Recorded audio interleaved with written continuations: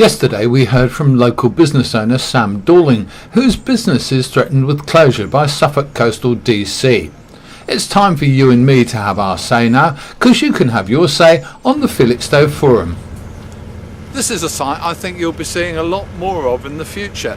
As of March, Suffolk Coastal District Council is forcing the closure of this successful business, putting the owner out of work and 2 or 3 helpers out of work. So, the story so far. Our friend Samantha Dorling has been running the Crow's Nest Cafe for about 11 years. She bought it as a business that was really not doing very well. It was turning over maybe 20 quid a day, which is nothing.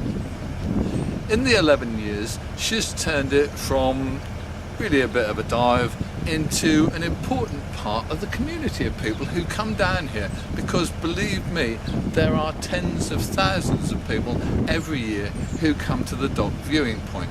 They all rely on Sam for a cup of tea, a bacon roll, a bit of cake, whatever you fancy. It's largely out of the peak holiday season, an older population that come here during the season. Of course, it's kids, families, they come down, they have their bacon chips. It really is a popular place to come. About a month ago, Sam heard from Suffolk Coastal District Council that her business was going to be closed down. There was no discussion, it just came out of the blue. In March of 2012, you're going to be closing your doors and saying goodbye. We don't want you here anymore after 11 years of running a successful business. What we're going to do is grab some money from the port before that money runs out, and we're going to build a wonderful, large, sophisticated cafe on a bit of an extension to this car park. Hey, that'll be impressive, won't it? If you'd like to be involved, well, we'd love to have you involved. You can apply in the normal way. You need to be able to serve healthy food and all this kind of stuff to this population of really older people who like their bacon sandwich and their cup of tea. What's going to happen in the March of 2012 is that behind me, the blue container is going to be replaced by what's called a modular cafe and toilet block. And that's going to actually stand just there and replace Sam's little tea bar.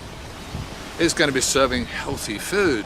It's going to have something like 30 or 40 seats inside and probably 20 or 30 seats outside. It's going to be a big enterprise. It's going to be put up for lease to whoever fancies it. And in fact, Sam has been told that she can state she's got an interest in it. She might be accepted as a potential tenderer for the lease. Who knows? But after 11 years, I think she deserves rather better. Once the cafe and rest area is established here, it will be left here for 2 or 3 years. After that, when the port starts to do the rest of the port extension, it will be moved. The cafe itself will be lifted up and taken over to the Fort car park here.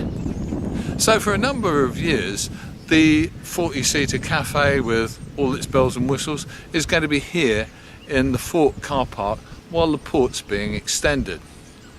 To be honest with you, it's an interesting one, isn't it? There's still going to be some viewing facilities, we're told, where people can park up and have a look at the ships coming and going. We're not quite sure what form that's going to be in.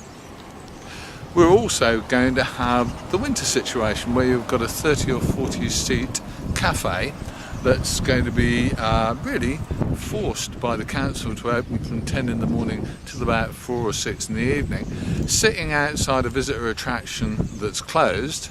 And in the winter, the viewing point itself only has sometimes maybe half a dozen or a couple of dozen cars on it during winter daytimes. So, to sum things up, what have we got here? Well, part one, we've got a really rather successful local business run by a local woman, really started almost from scratch by that woman, that's being forced to close down in one fell swoop.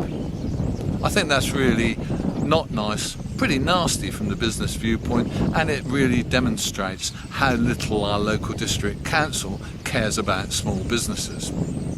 2, they're going to replace it essentially because they're being given the money by the kind of cafe that might do really rather well on the seafront with healthy food and all kinds of expensive stuff, but it's going on a site where really there's very little out of season traffic.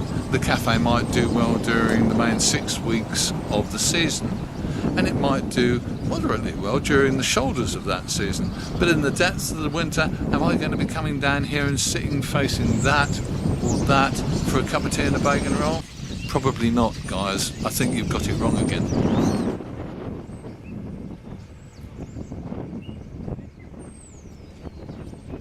You've only been here a couple of times and you already like it. Yes, it's lovely, nice area. Right, and tell us about the cafe. You can get a proper cup of tea, bacon roll, what my children love, especially when they're on holiday.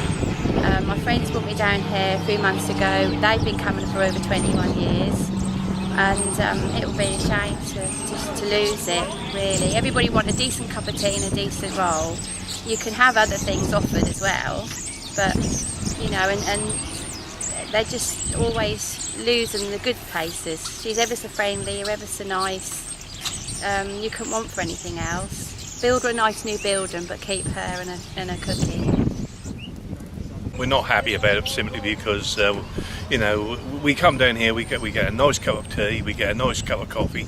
The food and everything is excellent, and it just seems such a shame that, you know, she's going to close, and we're not going to be able to get the chance to more or less come down anymore and have the snacks that we do. And it just seems such a shame that this is all happening.